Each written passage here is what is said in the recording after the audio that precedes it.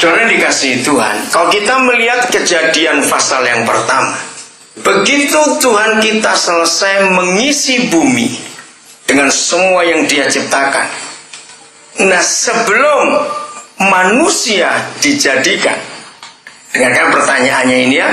Setelah Tuhan mengisi bumi kembali, karena sebetulnya penciptaan itu sudah dibuat di ayat 1 Kejadian 1. Jadi mulai ayat 3 sampai ayat yang ke-25, Tuhan itu tidak menciptakan langit dan bumi lagi.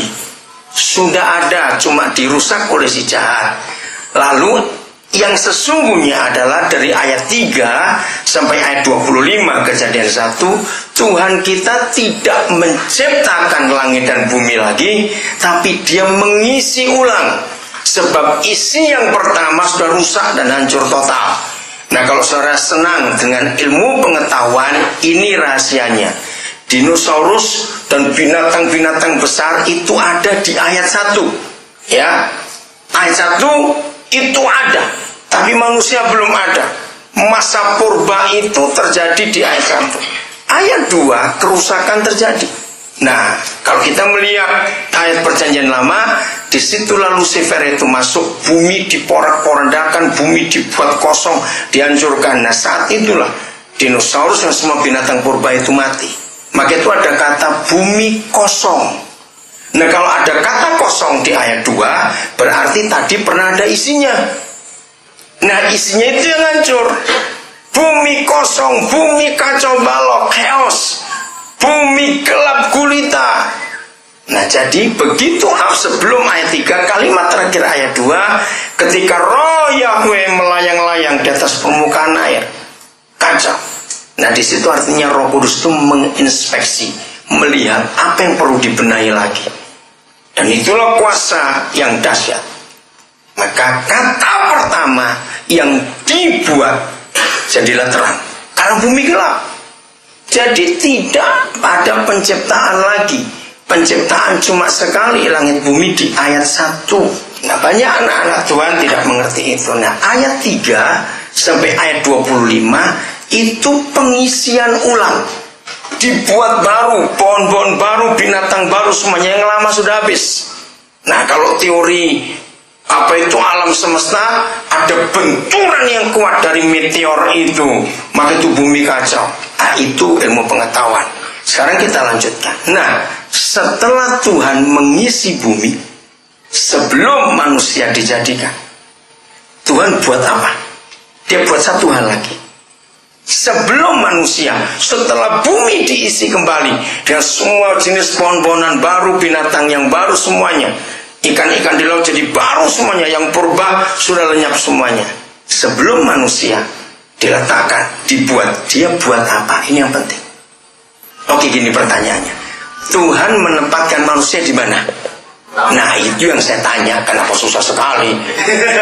Jadi Tuhan buat apa? Taman. Saudara, itulah surga. Saya ulangi lagi, Taman Eden itulah surga. Jadi surga itu pernah ada di bumi. Oke, walaupun saya tanya gini, walaupun di Biak atau di Papua, bahkan di Indonesia, sulit membayangkan ada taman. Kalau di negara Eropa, negara 4 musim itu pasti ada. Tapi saya percaya kita semua bisa punya bayangan. Saya tanya itu ya kepada semua saudara, setiap kali kita mendengar kata taman, muncul apa di benak kita? 4 hal aja, cepat. Indah. Terus nyaman. Apalagi? Sejuk. Apalagi? Apa? Enak dipandang. Apalagi? Udah banyak. Wangi. Wih, wangi. Oke. Maman jawab wangi ya. Iya, karena banyak bunga. Betul, Pak Pendeta Suwanda. Nah, saudara, begitu kita mendengar kata taman, pasti tidak akan muncul kesedihan. Aneh bukan? Walaupun kita semua nggak pernah lihat taman yang indah. Sering kita nonton di TV atau di kalender atau di majalah-majalah. Tapi memang luar biasa. Begitu kita mendengar kata taman, pasti kesedihan akan jauh. Dan itulah surga. Terus kita berjalan dalam sepanjang perjanjian lama sampai perjanjian baru dimulai. Masih ingat?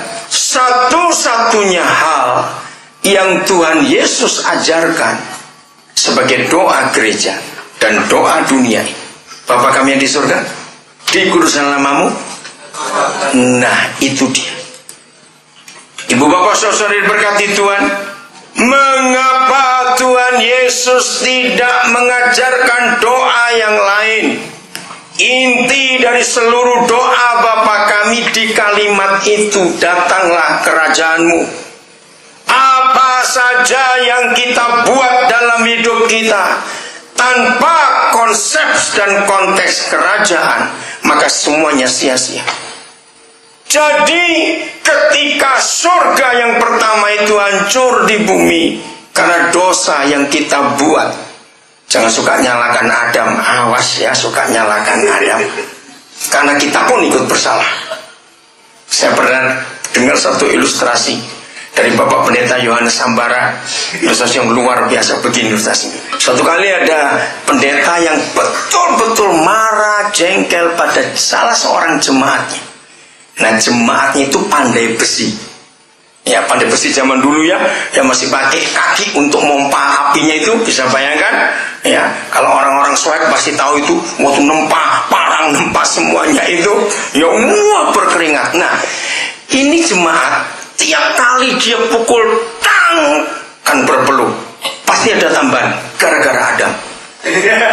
Tiap kali tang dia bilang gara-gara Adam. Nah, ini si gembala capek memperingati. Hai, Adam sudah lama mati, jangan sebut-sebut lagi. Itu gara-gara kamu juga.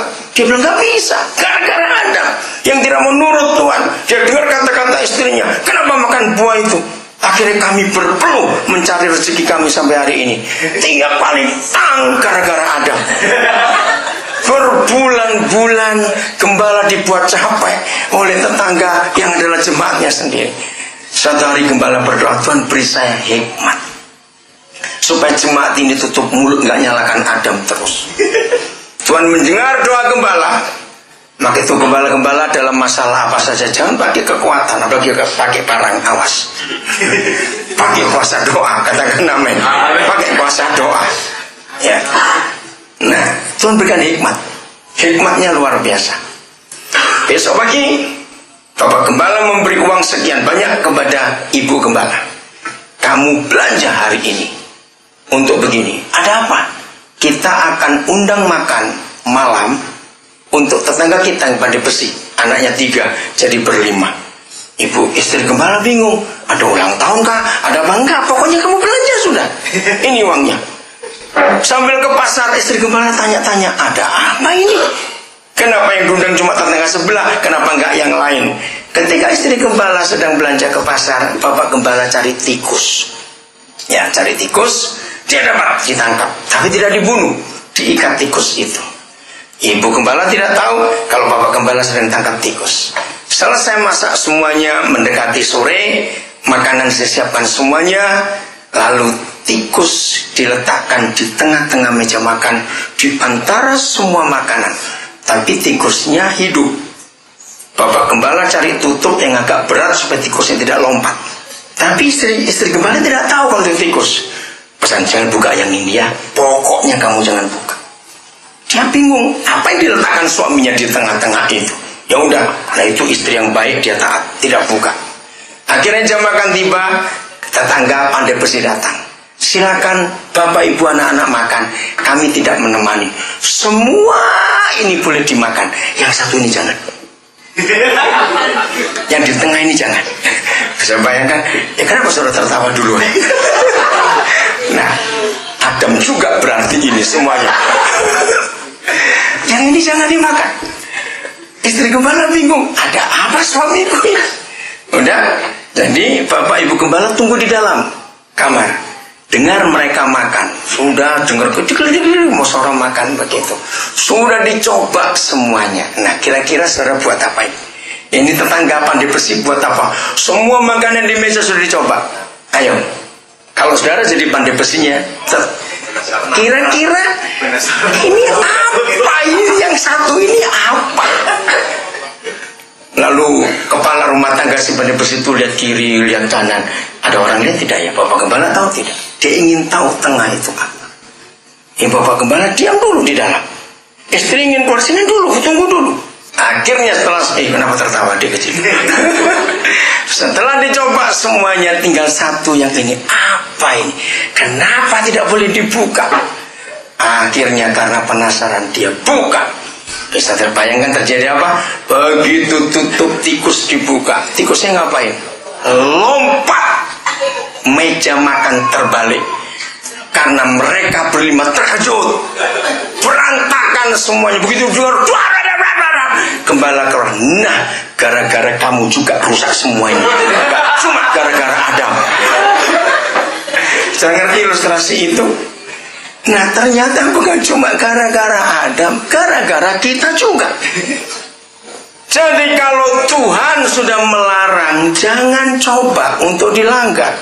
Amin. Jangan coba untuk dilanggar. Sejak hari itu, tiap kali bunyi tang, tidak ada gara-gara Adam lagi. Semuanya bertobat sadar juga, iya ternyata gara-gara aku juga itu. Bukan cuma gara-gara Adam. Jadi kalau saudara sedang jatuh dalam dosa, jangan salahkan orang lain. Katakan amin. Itu salah kita juga. Karena walaupun ada dosa di sekitar kita, kalau kita berkata tidak kepada dosa, maka dosa pun gak bisa kita buat. Betul? Jangan suka nyalakan orang lain. Itu gara-gara kamu itu gara-gara. Tidak. Semua gara-gara kita. Nanti di rumah baca ya, kita gak ada waktu. Markus 7 mulai ayat yang ke-18 sampai 23 ada firman, bukan yang dari luar yang menajiskan kamu, tapi yang dari dalam. Bisa berkata amin untuk itu? Amin. Yang dari luar tidak pernah menajiskan, tapi yang dari dalam. Renungkan, ada kira-kira 13 dosa di situ yang ada dalam isi hati kita. Jadi firman itu berkata, jangan suka menyalahkan orang lain kalau kita sedang jatuh dalam dosa. Itu pasti gara-gara kita. Sebab yang dari luar tidak pernah menajiskan orang, yang dari dalam bikin kotor itu. Jadi ketika Daud jatuh dalam dosa, kalau kita melihat, nah, mulai 18-nya. Coba lihat mulai Markus 7 ayat 18-nya. Apa yang Yesus katakan? Kita harus perhatikan baik-baik. Ya. Oke ya. Tidak, tahukah kamu bahwa segala sesuatu dari luar yang masuk dalam seorang tidak menajiskannya? Tidak. Nah, sekarang kita lihat contoh ketika Daud jatuh dalam dosa. Ayo, secara umum, secara manusia, kenapa Daud jatuh dalam dosa, raja itu? Karena apa? Ayo, masa lupa. Kenapa Raja Daud bisa jatuh dalam dosa? Karena melihat ada orang mandi. Nah, mari kita jujur. Apakah orang mandi itu salah? Tidak. Lu jawab baik-baik. Apakah orang mandi itu salah? Tidak. Yang lihat itu yang kurang ajar. Memang itu jamnya mandi. Berarti memang dari dalam hati Daud sudah ada benih perzinahan. Kalau dalam hati Daud bersih dari perzinahan, maaf jangan tersinggung saya ngomong ini ya, walaupun ada 100 perempuan mandi telanjang semua, Daud bisa bayangkan, oh itu sapi lagi mandi. Ada masalah. Maaf saya ngomong ini. Lo betul tidak? Amin. Sekarang walaupun kita, dengar ya baik-baik, ngaku jujur, walaupun kita ini tidak melihat ada orang telanjang, kalau memang di hati dan pikiran kita ada benih perzinahan, lihat gambar aja kita sudah nggak karuan untuk pikiran itu. Betul tidak? Jadi firman ini Markus 7 itu betul. Bukan yang dari luar yang buat kita najis, tapi yang dari dalam. Karena kalau hati kita bersih dari halal jahat tadi ya, nanti baca ada urutannya di Markus 7 tadi. Maka dihadapkan oleh hal apa saja kita nggak akan ada dosa. Jadi kalau Tuhan menciptakan pohon yang satu, buahnya jangan dimakan, bukan Tuhan kejam dan jahat, sepertinya sengaja menjebak dan menjatuhkan. Tidak. Kenapa? Tuhan Tuhan menciptakan pohon itu hanya untuk membuat Adam, Hawa, dan kita semua tahu kita ini penurut atau pemberontak. Contoh orang sekolah. Saudara percaya tidak, di dunia ini bahkan negara manapun juga tidak pernah ada sebuah sekolah, apalagi perguruan tinggi, yang iklannya begini: inilah satu-satunya perguruan tinggi yang tanpa ujian langsung S1. Ada tidak? Tidak ada. Siapa mau sekolah di situ? Nah, misalnya saudara seorang mahasiswa, memang saudara jenius dari semester 1 sampai semester akhir, dan ketika mau ujian akhir untuk membuat skripsi, nilai saudara tidak pernah ada B, A semua, dan betul-betul cum laude karena IP saudara 4 semuanya dalam semua semester.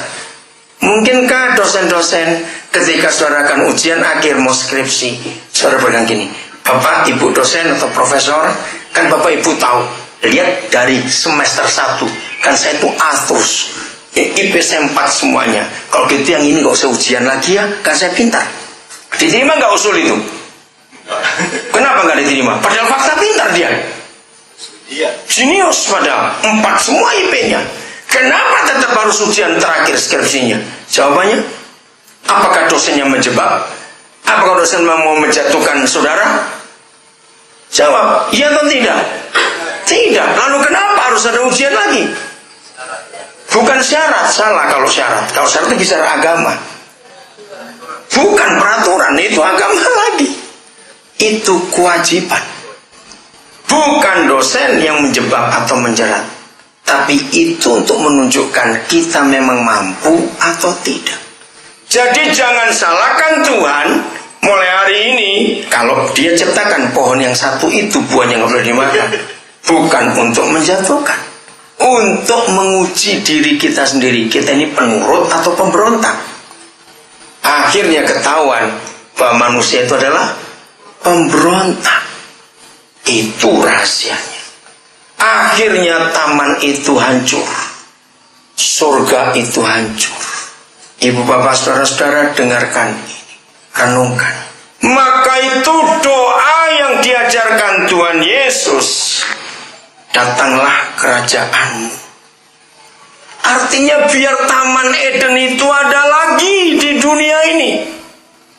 Bukan kita harus pergi ke sebuah pulau, lalu kita beli lahan sekian ratus hektar, terus kita tanami bunga-bungaan. Tidak. Bukan itu. Saya tanya kepada saudara, dari sejak bayi, semua manusia itu merindukan, punya naluri ingin ada surga di rumah orang tuanya. Itu sejak bayi. Lihat saja, mengapa di terminal sudah malam, sudah tutup, nggak ada kendaraan, banyak anak-anak di pelabuhan, di pasar.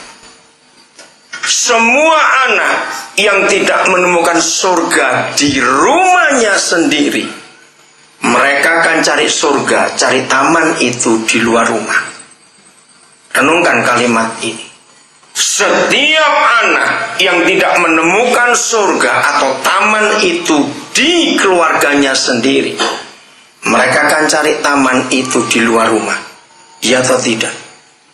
Dan kalau anak-anak itu mencari surga, mencari taman itu di luar rumah, 100% yang ditemukan adalah kejahatan. Jadi kalau banyak anak-anak di jalan, termasuk, maaf, sedih sekali. Kemarin saya di Nabire berdoa di satu keluarga yang punya perusahaan mebel di Nabire. Cukup besar perusahaan itu. Lalu ibu dari pemilik perusahaan itu sudah tua, 70 lebih umurnya. Dia cerita kepada kami, aduh, kami tuh tiap malam diganggu oleh anak-anak yang cari ibon itu. Loh, kenapa cari di sini? Kan saya belum nyambung. Nah, ternyata perusahaan mebel yang pakai lem itu banyak. Mereka kalau toko mebel itu tutup, mereka paksa minta kaleng-kaleng yang sudah kosong itu. Tidak diberi, mereka merusak. Aduh, sedih sekali mendengar itu. Mau jadi apa generasi Papua yang begitu itu? Kalau kecil-kecil sudah rusak, paru-paru rusak, otak rusak, semuanya rusak. Karena racun dari lem itu merusak semua jaringan syarafnya. Mengapa mereka begitu? Karena nggak ada surga di rumahnya. Jadi ketika gereja diajar Tuhan Yesus berdoa, datanglah kerajaanmu, itu artinya hanya satu-satunya kelompok manusia di dunia ini yang diberi kepercayaan oleh pencipta alam semesta untuk memindahkan surga itu ke bumi. Hanya kita, gereja Tuhan. Amin. Tidak ada kelompok manapun di dunia, baik itu PBB, baik itu LSM yang hebat di dunia ini. Dengarkan, saudara yang dikasihi Tuhan, tidak ada kelompok manapun di dunia ini yang diberi kepercayaan oleh pencipta alam semesta untuk memindahkan surga ke bumi kecuali kita. Maka itu di dalam buku panduan apa saja, termasuk kitab suci agama apa saja, tidak ada yang memerintahkan datanglah kerajaanmu, jadilah kehendakmu. Terjemahan yang betul adalah setelah kalimat itu, datanglah kerajaanmu, jadilah kehendakmu. Kalimat yang betul adalah supaya bumi jadi seperti surga. Amin. Terjemahan yang begini, datanglah kerajaanmu, jadilah kehendakmu di bumi seperti di surga, itu salah. Yang betul adalah supaya bumi jadi seperti surga. Coba jawab pertanyaan saya. Apa yang terjadi bila bumi tidak jadi seperti surga? Seperti apa? Nah, itu dia. Karena cuma ada satu di antara dua. Kalau tidak jadi surga, pasti jadi neraka. Gak mungkin jawab jadi pasar, lain ceritanya lagi. Maka itu ketika gereja lupa akan tanggung jawab utamanya. Saya ulangi lagi, ketika gereja lupa akan tanggung jawab pertamanya, maka neraka ada di bumi ini. Ketika gerejanya sibuk bangun gedung, ketika gerejanya sibuk rapat tentang organisasi dan doktrin, ketika gereja perang dengan dogma yang satu terhadap dogma yang lain, setan tertawa karena tugas utama gereja kita lalaikan untuk memindahkan surga ke bumi, supaya Taman Eden itu ada lagi di dunia. Dalam pelesetan bahasa Jawa, atau kata pelesetan ya, pengalian kata. Kalau nggak jadi Taman Eden, Taman Edan. Dan itu betul kalimat bahasa Jawa. Sama, kalau nggak jadi surga, jadi neraka bumi ini. Saya mulai cari. Apa fakta wujud nyata Taman Eden itu? Saudara, di banyak tulisan yang saya buat, dalam banyak hal apa saja, kalau saya menggunakan komputer apa saja, saya selalu memberikan status. Kasih itu dimulai dari rumah. Kebahagiaan itu dimulai dari rumah. Kehidupan itu dimulai dari rumah. Kesehatan itu dimulai dari rumah. Coba renungkan. Apa saja yang manusia butuhkan harus dari rumah.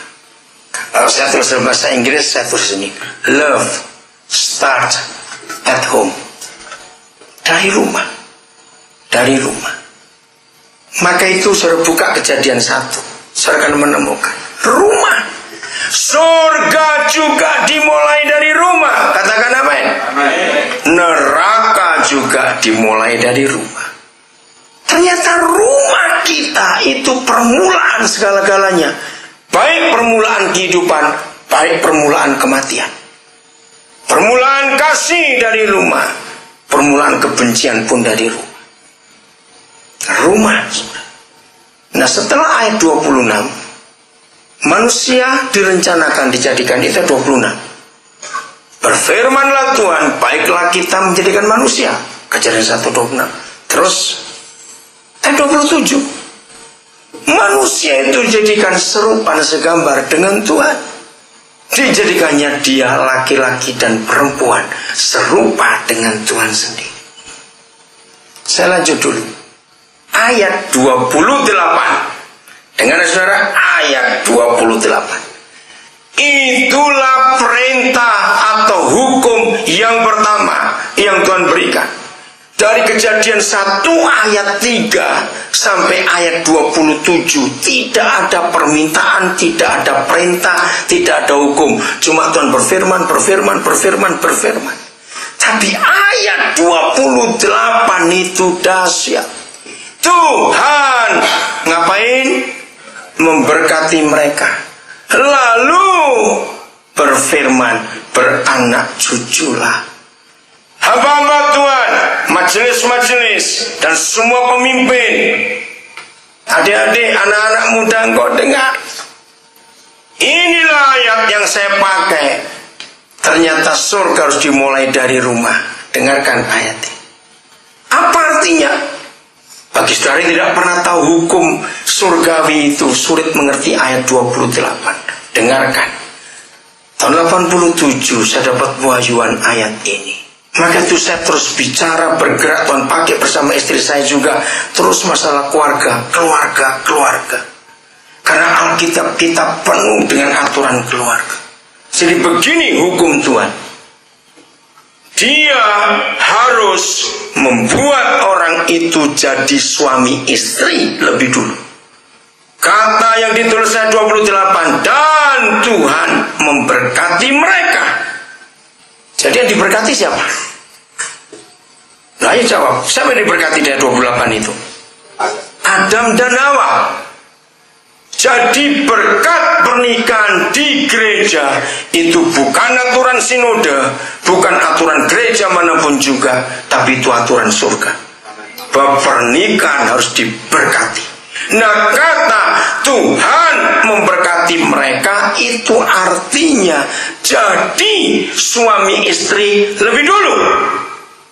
Setelah itu baru jadi ayah ibu, beranak cuculah. Tapi setan merusak. Saya mau bicara kepada gereja di tanah Papua yang tidak bertobat ini.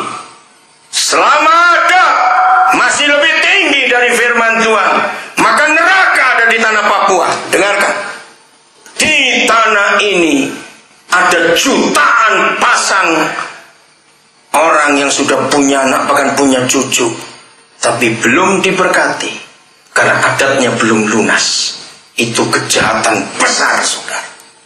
Dengar gereja, setan merusak. Belum jadi suami istri, sudah jadi ayah ibu. Itulah neraka, saudara.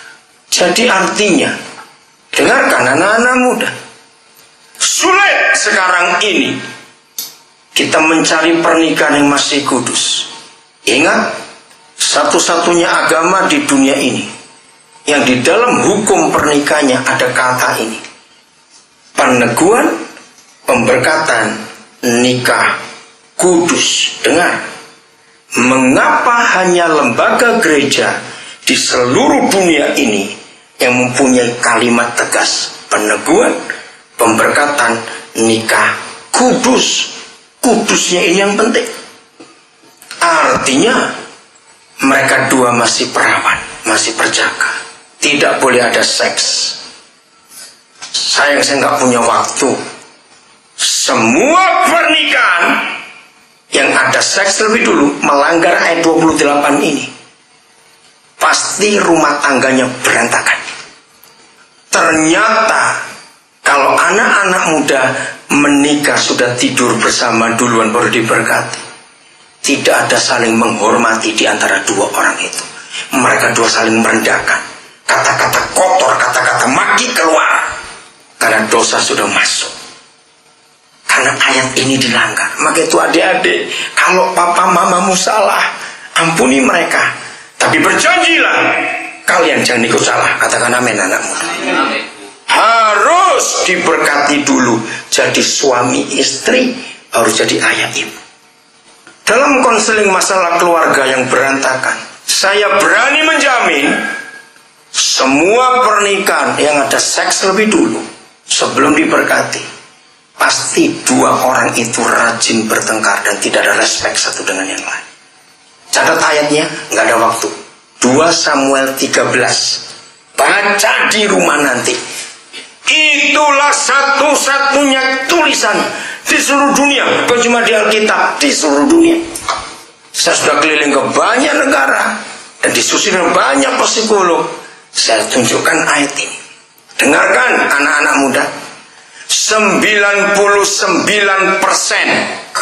kalau ada anak muda pacaran lalu mengadakan hubungan seks, dengar, 99% selesai hubungan seks, si cewek pasti ditinggal.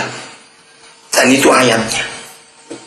Mengapa cowok yang sudah memerawani pacarnya pasti ditinggal? 99%. Itulah kejahatan iblis. Gereja harus mengajarkan ini. Maka itu neraka ada di bumi. Ternyata keluarga yang menciptakan neraka itu. Ayah ibu yang berkelahi dan bertengkar, itu ciptakan neraka. Maaf, saya harus ngomong ini. Tolong rekan-rekan bantuan sampaikan. Hampir 100% anak-anak pertama yang dilahirkan sebelum orang tuanya menikah, artinya yang terpaksa menikah karena si perempuan sudah hamil dulu, hampir 100% anak pertama itu jadi nakalnya luar biasa. Dia jadi pemberontak dan jadi jahat. Itu research saya. Saya punya banyak research penelitian, khususnya masalah keluarga. Mengapa semua anak pertama yang terpaksa dinikahkan, orang tuanya dinikahkan, lalu anak ini lahir karena dia sudah hamil duluan, itu jadi nakalnya, pemberontak, keras kepala. Wah, sudahlah, maaf ya saudara, gereja harus buka kebenaran ini. Begini hasil penelitiannya. Hampir tidak ada dua orang muda ini yang siap jadi ayah ibu karena mereka masih sekolah. Dengarkan ini. Betul tidak? Kaget mereka. Wah, kami main-main kok jadi. Goblokmu. Orang ngajar kamu ngomong seperti itu, main-main kok jadi. Anak muda harus bertobat. Akhirnya orang tua malu, dinikahkan. Mereka nggak siap. Ketika teman-temannya lulus kuliah, ini sudah mau jadi papa mama, lalu teman-temannya dapat kerjaan ke Singapura, ke Australia, kerja di Bank Indonesia, kerja di Jakarta. Lalu mereka cerita, oh kami di training ke sini. Oh yang masih kuliah misalnya, kami lagi studi tour kemana. Jujur, kira-kira dua orang muda yang sudah siap jadi papa mama ini sakit hati nggak? Ketika tahu teman-temannya karirnya meningkat, ini tersiksa di rumah. Jawab, sakit hati nggak? Maka anak ini yang dimarahi. Kenapa kamu nongol duluan? Kurang ajar lagi nih orang. Maka sejak dalam kandungan dia sudah ditolak. Maka lahirlah pemberontak. Begitu anak ini lahir, saudara masih ingat yang sudah pernah punya anak, dengar. Ayah ibu lagi jengkel, tidak pakai suara, bayi akan gelisah tidurnya. Yang punya anak jawab ya atau tidak. Bagaimana anak ini bisa tahu? Seringkali berkata, ini kembung pakai meteron. Bukan, yang kembung itu kamu dua goblok. Bukan anakmu itu yang kembung. Anak itu gelisah. Karena gelisah melihat orang tua tidak harmonis. Anak ini pasti rewel kalau malam, nangis terus. Bagaimana nggak marah bapak muda ini? Kamu nggak tahu besok aku harus kerja pagi. Kamu nangis saja begini. Anak bayi dibentak seperti itu, tambah diam atau tambah nangis? Jawab. Dia tambah diam atau tambah nangis? Tambah nangis. Makin kencang nangisnya, emosi orang tua makin tinggi. Akhirnya tiga makin tinggi semua. Saudara jangan tertawa, anak ini hancur saudara. Anak ini kalau boleh ngomong-ngomong, kan bukan salah aku. Aku kan nggak pernah minta untuk dilahirkan. Kan gara-gara perbuatanmu itu. Maka itu Kejadian 1:28 jangan dilanggar. Kalau dilanggar, neraka ada di bumi. Anak bayi yang sejak masih dalam kandungan sampai umur 1 tahun selalu disalahkan. Anak itu nggak terima. Akhirnya dia suka melawan orang tua. Karena dia protes, kenapa aku disalahkan? Nah, protes ini yang buat orang tua makin ganas. Pukul, tempeleng, wah, anak disakiti makin ganas. Anak makin ganas, orang tua lebih ganas lagi. Bisa bayangkan penderitaan ini. Maka itu tolong rekan-rekan pendeta, saya tidak pernah menikahkan langsung. Kalau ada hamil sebelum nikah, diperiksa dulu jodoh atau tidak. Daripada korbannya lebih banyak. Jangan dilanggar ayat itu. Ingat, harus jadi apa dulu? Suami istri lebih dulu, baru jadi ayah ibu. Itu hukumnya. Tolong yang suka main internet, cari di Google nama Nolte, N-O-L-T-E. Catat, Dorothy Nolte. Dia seorang perempuan. Dia belum lama meninggal. Kira-kira 2 tahun yang lalu. Umurnya 91 tahun. Di seluruh sekolah, di semua sekolah di seluruh dunia, tulisan Dorothy Nolte itu jadi pegangan. Semua pendidikan dunia, mau negara Islam, negara komunis, mengakui ibu ini menemukan kebenaran ayat ini. Maka di situ ada rumus yang dipakai bahwa anak-anak itu belajar dari kehidupan orang tuanya. Children learn what they live. Kalau anak-anak itu besar dengan ejekan, dengan makian, dia akan jadi pemberontak. Kalau anak itu besar dalam keluarga yang suka marah-marah, suka maki, dia akan jadi pembunuh, dan seterusnya. Tapi kalau anak itu bertumbuh dalam satu keluarga yang harmonis, anak itu akan punya hati yang baik. Nolte, cari di Google, N-O-L-T-E, Dorothy Nolte. Bagus sekali tulisan itu. Ada banyak bukunya. Buku itu saya terjemahkan ke ratusan bahasa di dunia. Karena memang betul, itu ajaran Alkitab. Jadi, anak-anak itu jadi apa? Tergantung siapa orang tuanya. Dan Alkitab memberi aturan semuanya. Jadi taman itu dimulai di mana? Di keluarga. Orang tua kaya bisa nyekolahkan anaknya ke Singapura, keren. Misalnya, sekolah yang mahal. Tapi kalau di rumah, hampir tiap hari ayah ibu rajin bertengkar. Walaupun anak sekolah-sekolah favorit, tetap akan bodoh anak itu. Karena malam mereka pasti bangun ketakutan karena mendengar teriakan orang tuanya. Jawab iya atau tidak. Jadi untuk menghentikan kekerasan, kerusuhan, peperangan di Papua, maka gereja yang berperan, pulihkan semua pernikahan di tanah ini. Amin. Kalau semua pernikahan dipulihkan, pernikahan benar, jadi suami istri dulu, baru jadi ayah ibu, hasilnya luar biasa. Jadi surga itu ada di rumah kita, bukan di mana-mana. Maka itu begini, orang tua, maaf ya anak-anak, tolong para pendeta pakai cara ini. Ini rumus saya pakai dari dulu. Tanya orang tua, tanya anak-anak, kapan kalian melihat papa mama makan berdua sambil bergurau? Saudara, manusia itu hebatnya di sini. Kalau kita lagi benci pada seseorang, nggak mungkin bisa duduk bersama makan. Itu sendok yang dimakan nanti itu. Udah betul tidak? Kalau kita lagi marah, nggak bisa makan bersama, nggak bisa. Maka itu jujur orang tua, kapan terakhir kali kita duduk makan berdua sambil bergurau? Itulah surga buat anak-anak kita. Katakan amin. Itu yang ditunggu oleh anak-anak. Anak-anak gak perlu barang-barang mewah. Anak-anaknya perlu keharmonisan kita berdua. Itu surga di rumah kita. Nanti anak-anak cerita ke teman-temannya, anak-anak yang hadir. Anak-anak, kalau orang tua kalian tidak seperti yang Tuhan inginkan, ampuni mereka. Jangan salahkan mereka.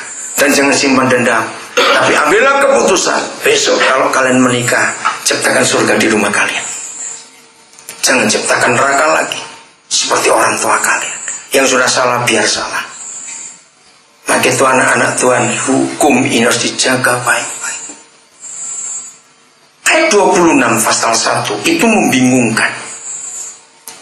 Karena ada kata kita. Betul? Ayat 26. Nah, kalau ada kata kita, berfirmanlah Tuhan, baiklah kita menjadikan manusia yang serupa dengan kita. Nah, kalau ada kita, Tuhan kita sepertinya berapa? Lebih dari satu. Saudara, saya belajar ini bukan karena buku teologi, bukan karena doktrin tidak. Saya punya banyak buku teologi. Saya bersyukur Roh Kudus mewahyukan itu kepada saya. Siapa kita di ayat 26 pakai huruf besar lagi K-nya. Berarti itu Tuhan. Tapi kenapa enggak aku?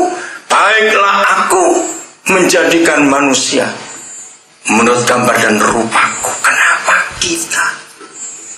Ayat 27 yang menjawab, itulah surga. Ayat 27 coba lihat. Nah, maka Tuhan menjadikan manusia itu menurut apanya? Gambarnya. Menurut gambar Tuhan dijadikannya siapa? Dia tunggal, titik, koma, laki-laki dan perempuan dijadikannya mereka. Dengarkan. Walaupun saya tahu jawabannya, cuma saya ingin nanyakan. Menurut saudara, Tuhan itu laki atau perempuan? Nggak usah ragu-ragu, laki atau perempuan? Pasti laki-laki, karena ada Bapa kami dalam surga. Tapi masalahnya di sini, kalau Tuhan hanya laki-laki saja, padahal perempuan juga menurut gambarnya, Tuhan nggak punya tetangga. Ngerti nggak rahasia ini? Saya kagum. Suami istri itu berapa orang? 2. Tapi sebetulnya, nah itu rahasianya. Maka itu kalau sudah menikah kita berkata kami. Walaupun kami sebetulnya berapa? 1. Nah kata kita, suami istri, kalau ngomong di depan anak-anak, ya atau di depan orang lain, kita bukan kami 2 ini loh. Baiklah kita, kalau kita 2 mau ngomong pakai kata kita atau kita suami istri. Nah, ternyata memang ada papa mama di surga. Katakan amin, saudara. Surga itu karena papa mama. Dalam bahasa Inggris ada istilah yang Indonesia tidak ada. Dalam bahasa Inggris kata rumah itu ada 2, a house dan a home. Sayang sampai hari ini terjemahan dalam Kamus Besar Bahasa Indonesia pun tidak jelas. A home itu cuma rumah. Tapi bukan. Sulit kita mengartikan kata home. Tapi kita rasa bukan. Tahu nggak kata home itu? House itu fisiknya. Home itu suasananya. Nah saya tanya kepada saudara semua. House, a house, gedung, bangunan, itu bisa dibangun oleh duit dan oleh kontraktor. Tapi a home bisa dibangun oleh manusia, oleh kontraktor tidak? Tidak. A home hanya dibangun oleh 2 orang yang namanya ayah ibu. Itu suasana. Nah kata kita di ayat 27 itu ternyata ada papa mama di surga. Untuk menyatakan seoranglah ayah di bumi, dia jadikan laki-laki. Untuk menggambarkan seorang ibu di bumi, dia jadikan perempuan. Maka itu ada kata kita. Bukan Tuhan kita banyak, dia tetap satu. Asa, satu. Seperti suami istri, kita bukan 2 tapi 1. 1 kepala, 1 tubuh. Hebat sekali Tuhan kita. Coba kita buka Ulangan 32:18. Dan ada banyak.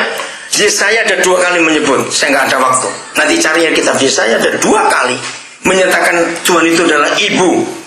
Ulangan 32 ayat 18. Apa yang disebutkan Musa tentang Tuhan kita? Gunung batu. Nah itulah Tuhan. Musa memanggilnya gunung batu, ya atau tidak? Baca ayatnya. Gunung batu yang apa? Memperanakan engkau. Saya tanya kepada saudara semua, kalau Tuhan memperanakan, itu artinya papa atau mama? Nggak usah ragu-ragu, dia mama. Kalimat berikut, telah kau lalaikan dan telah kau lupakan Tuhan yang melahirkan engkau. Kalau dia melahirkan, dia papa atau mama? Mama. El Shaddai 100% salah terjemahnya di banyak bahasa. Artinya Tuhan yang Maha Kuasa. Salah. Kata El Shaddai dalam bahasa Ibrani itu artinya menyusui. Nah sekarang kalau El Shaddai itu Tuhan yang menyusui, amit-amit jangan dari laki netai, saudara. Betul? Jadi El Shaddai itu mama, bukan Tuhan yang Maha Kuasa. Terjemahan yang betul El Shaddai adalah Tuhan yang lemah lembut. Itu yang betul, karena dia menyusui kita. Jadi Tuhan itu nggak cuma laki, bukan gender, jenis kelamin, tapi papa dan mama. Maka itu setan merusak pernikahan. Begitu pernikahan dirusak, mama jadi papa sekaligus, karena papanya pada gila semua. Maka surga nggak ada di dunia. Anak-anak jadi bingung. Maka itu gereja, kita harus menyatakan kebenaran ini kepada dunia. Amin. Ibu bapak saudara-saudara, suami istri yang rajin bertengkar, bertobat. Kalau tidak mau bertobat, matilah kamu dalam nama Yesus. Serius saya berkata. Saya membuat riset, saudara. Dengarkan ini. Anak-anak kecil itu tidak pernah tahu apa itu kata cerai. Tidak pernah tahu. Tanya mereka cerai itu apa, gitu aja nggak tahu. Tapi aneh, mengapa kalau ayah ibunya bertengkar mereka pasti nangis ketakutan? Saya tanya mereka, kenapa kamu nangis kalau papa mama berkelahi? Mereka tuh nggak bisa jawab. Mereka cuma bilang takut. Saudara tahu, walaupun di hati dan benak mereka tidak ngerti kata cerai, tapi aneh, kalau mereka mendengar ayah ibunya berkelahi, mereka pasti nangis. Ternyata mereka takut papa mamanya pisah. Dengar ya, bapak-bapak yang kurang ajar, dengar. Riset saya salah satu lagi. Ketika saya ketemu anak-anak disakiti orang tuanya, sampai pada satu titik, saya membuat satu kesimpulan. Kalau begitu begini ya, saya tanya pada kalian. Buat kalian senang melihat ayah ibu masih ada tapi nggak berfungsi, atau kalian lebih senang lihat kuburan mereka? Saudara tahu jawaban anak-anak? Mereka sepakat berkata, lebih baik kami lihat kuburan mereka. Di situ saya tahu sedihnya dan pedihnya hati anak-anak yang orang tuanya tidak harmonis. Pedih hati mereka. Dengarkan hukum ini orang tua. Maka itu kenapa saya berkata kejam. Kalau orang tua tidak mau bertobat, rajin berkelahi, lebih baik mati. Anak-anak lebih bahagia. Dia hampir tiap hari mendengar pertengkaran orang tuanya. Karena orang tua yang tidak bertobat itu menciptakan neraka. Saudara bisa bayangkan kalau anak-anak dibesarkan di tengah-tengah neraka. Begitu betul Dorothy Nolde tadi menuliskan itu. Saya berikan hitungan begini, orang-orang tua, juga anak-anak yang belum menikah, awas ya kalian jangan sampai ada seks sebelum pernikahan. Oke, sebelum saya lupa, saya ngomong satu hal. Satu-satunya buku di dunia ini yang menuliskan tentang anak sulung cuma Alkitab. Katakan amin. Satu-satunya Tuhan di antara jutaan Tuhan di dunia ini yang berfirman tentang anak sulung hanya Yahweh Tuhan kita. Ternyata tidak semua anak pertama itu anak sulung. Maaf, anak pertama jangan tanya mamamu. Janji ya, dalam nama Yesus. Saya kaget ketika saya menemukan pengertian itu. Ternyata tidak semua anak pertama itu anak sulung. Sebab anak sulung hanya dilahirkan oleh seorang gadis yang selaput darahnya masih ada di rahimnya. Maka itu kenapa setan merusak dengan seks bebas, free sex. Karena setan ingin membunuh semua anak sulung di dunia. Hebat sekali Alkitab itu, saudara. Maka itu hukum ayat 28 kita harus pegang. Jangan jadi ayah ibu dulu sebelum jadi suami istri. Itu mutlak dan itu penting. Oke, saya kembali. Siapa masih ingat Mazmur 90? Mazmurnya Musa. Umur manusia itu paling berapa tahun? 70. Kalau kuat 80. Oke, dengarkan. Kalau ada ayah ibu umur 35 tahun, berarti mereka sudah jalan berapa panjang? Setengah dari umurnya. Kalau ayah ibu ini menikah umur 25 tahun, jadi yang kecil-kecil minta kawin, awas kamu. Dengar Yesus berkata, belajarlah dari burung. Anak-anak muda dengar, Tuhan Yesus berkata, belajarlah dari burung. Dengar anak-anak muda, burung itu nggak pernah sekolah, tapi punya aturan dan pintar. Sampai hari ini tidak ada burung goblok kayak kita. Burung tidak mungkin kawin langsung, apalagi bertelur, sebelum buat sarang dulu. Goblok, dengar itu baik-baik. Betul? Maka itu kamu genteng satu seng selembar belum bisa minta kawin. Tempeleng kamu ya. Buat sarang dulu seperti burung itu. Katakan amin. Maka itu hukum Tuhan itu sempurna, saudara. Walaupun bukan rumah sendiri, yang penting sewa, walaupun cuma rumah petak, pokoknya rumah. Itu hebat Alkitab. Jadi yang muda-muda minta kawin, matilah kamu sebelum bisa buat rumah sendiri. Awas, yang hobinya tinggal di taman mertua indah, bertobat itu. Karena mertuanya kaya, awas kamu. Jadi belajar dari burung ya, setuju? Oke, saya lanjutkan supaya saudara tahu hukum ini betul-betul. Begitu pendeta, kalau ada jemaat konseling minta mau nikah, tanya dulu, sudah punya rumah belum? Kalau belum, kerja dulu, cari duit. Jangan mikir kawin. Kalau enggak, tahan, potong saja sudah, daripada bikin masalah. Lo serius, itu saya ngajar, udah bikin masalah. Saudara, saya memang kasar kalau ngomong, tapi itu kebenaran. Setuju? Daripada buat masalah, punya anak asal beranak saja, nggak tahu pelihara, kayak binatang kamu. Setuju tidak saya ngomong seperti ini? Nah, inilah kebenaran. Supaya kita tahu hukum ini. Kalau tidak, celaka betul. Rusaklah dunia ini. Kenapa? Iblis menghancurkan semuanya. Gara-gara burung saya lupa. Ngomong apa saya tadi? Sebelum burung kita ngomong apa sampai lupa. Kenapa? Mazmur 90. Oh iya, Mazmur 90. Terima kasih. Itu dia. Nah, jadi kalau menikah umur 25, terus punya anak umur 26, jadi umur 35 ayah ibunya anak pertama umur berapa? 9 tahun. 9 dong. Ulangi ya. Umur 35 itu setengah jalan ya, 50% hidupnya. Orang ini menikah umur 25, umur 26 mereka punya anak pertama. Nah, sampai umur 35 umur berapa anak pertamanya? 9 tahun. Misalnya lahir anak kedua umur 7 tahun, 2 tahun kemudian. Lahir anak ketiga umur 5 tahun. Misalnya. Begitu umur 35 terjadi masalah dalam pernikahan itu, lalu mereka mulai rajin bertengkar. Jahat orang tua itu. 3 anak ini baru mulai menikmati hidup. Betul tidak? Orang tua sudah setengah jalan, setengah lagi sudah ke kuburan itu orang tua. Betapa egois dan jahatnya kalau membesarkan anak dengan pertengkaran.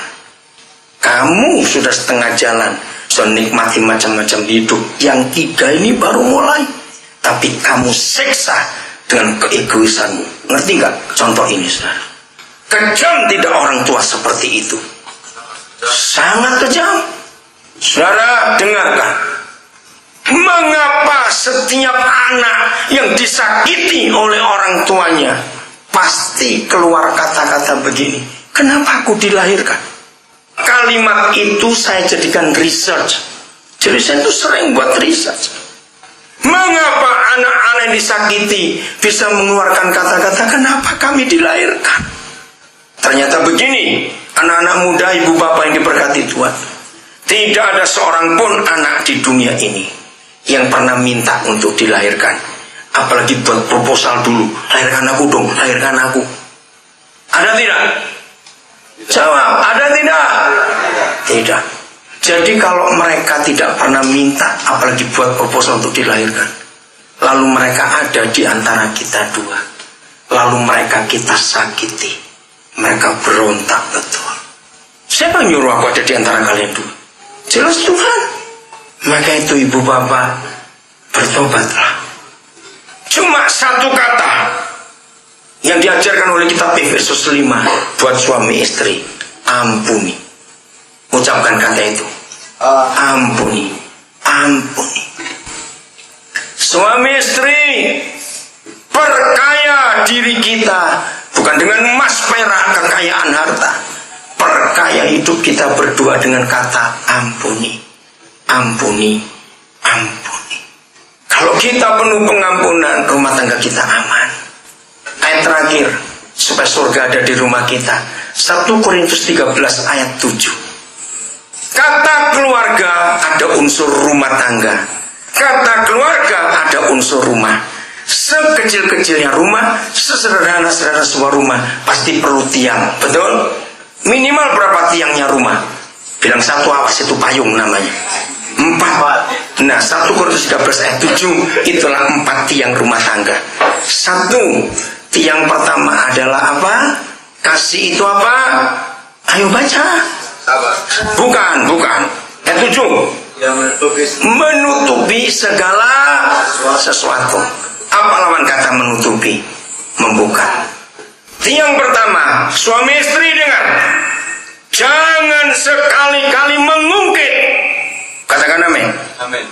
Tiang pertama, kalau goyah, rumah tangga pasti goyah. Suka ngungkit. Dulu. Kalau suami istri suka ngomong dulu, jahit mulutnya. Supaya nggak ngomong lagi dia. Karena jahat kalau suka mengungkit masa lalu. Amin. Tutupi segala sesuatu yang dulu, biar dulu. Ayo kita lihat ke depan. Kalau orang tua bisa melihat ke depan, anak-anak bahagia. Tiang kedua apa bunyinya? Kasih itu apa? Percaya segala sesuatu. Saya belajar dari 4 tiang kedua ini paling hebat, percaya. Kalau suami istri sudah nggak saling percaya tentang keuangan, suami istri sudah cerai sebelum ke pengadilan. Suami istri nggak boleh ada curiga. Dengarkan, begitu curiga masuk, rumah tangga sudah runtuh karena tiang pertamanya runtuh. Awas suami istri lebih percaya kata tetangga, kata SMS. Awas, goblok kamu. Betul tidak, saudara? Kenapa tetangga ngomong dipercaya? Istri ngomong gak dipercaya, suami ngomong gak dipercaya. Suami istri boleh punya nomor account, tabungan, rekening di bank berbeda, tapi jumlah harus saling tahu. Gak boleh sembunyi-sembunyi. Suami istri boleh punya handphone pakai PIN, tapi PIN harus saling terbuka. Gak boleh handphone waktu berak dibawa ikut berak, awas. Gak saling percaya lagi. Oh, suami istri harus percaya segala sesuatu. Itu pernikahan yang benar. Yang ketiga apa? Mengharapkan segala sesuatu. Artinya suami istri jangan suka menuntut. Harapkan suami berubah, harapkan istri berubah. Suami istri bukan jaksa. Ini seminggu gak berubah, awas. Galak betul.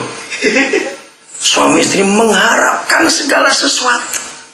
Harapkan pasangan kita berubah, harapkan pasangan kita berubah. Kalau harapan itu ada, rumah tangga itu aman. Yang keempat apa? Sabar menanggung segala sesuatu. Itu yang saya kagum. Dan antara semua definisi kasih, hanya ayat ini ada 4 hal. Jadi itu buat saya tiang keluarga. Jadi para gembala, para majelis, saudara-saudara, kalau saudara dimintai tolong teman, jemaat atau siapa saja, ada laporan, aduh rumah tangga kami goyang. Ajak mereka duduk baik-baik. Suruh periksa 4 tiang ini. Mulai dari 1 tiang pertama. Apakah kalian suka ungkit-ungkit? Iya, nah itu dia. Rumah 1 tiang aja goyang, rumah itu bagaimana? Goyang, keempat-empatnya goyang, roboh goblok. Rusak rumah itu sudah. Maka itu Alkitab ini hebat sekali.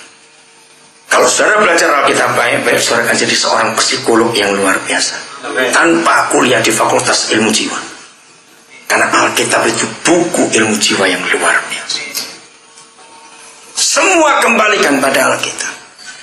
Jadi mulai hari ini siap untuk ciptakan kembali Taman Eden di dunia. Kalau tidak Taman Eden gitu jadinya. Ciptakan surga, datanglah kerajaanmu. Suami istri harmonislah. Ayo saling mengampuni satu dengan yang lain. Saling menerima kekurangan kelebihannya, terima. Suami istri biasakan untuk melihat kelebihan pasangannya, jangan kekurangannya terus. Nanti anak-anak akan bahagia. Maka itu pertanyaan terakhir begini. Saya tanya anak-anak begini. Kapan papa mamamu bergurau berdua di rumah terus kejar-kejaran tapi nggak bawa barang ya? Wow, kalau papa mama suka kejar-kejaran tapi bukan kayak Tom and Jerry lain itu. Tapi bersuka cita berdua berguru, anak-anak senangnya luar biasa. Yang sudah lama menikah sampai, sudah bosan kayak anak muda. Boleh. Tidak apa-apa, makin tua pun, ayo kita berguru. Itu anak-anak bahagia sekali. Anak-anak setuju tidak? Nah, dengar itu papa mama, awas ya. Itu kerinduan anak-anak. Tuhan memberkati kita semua.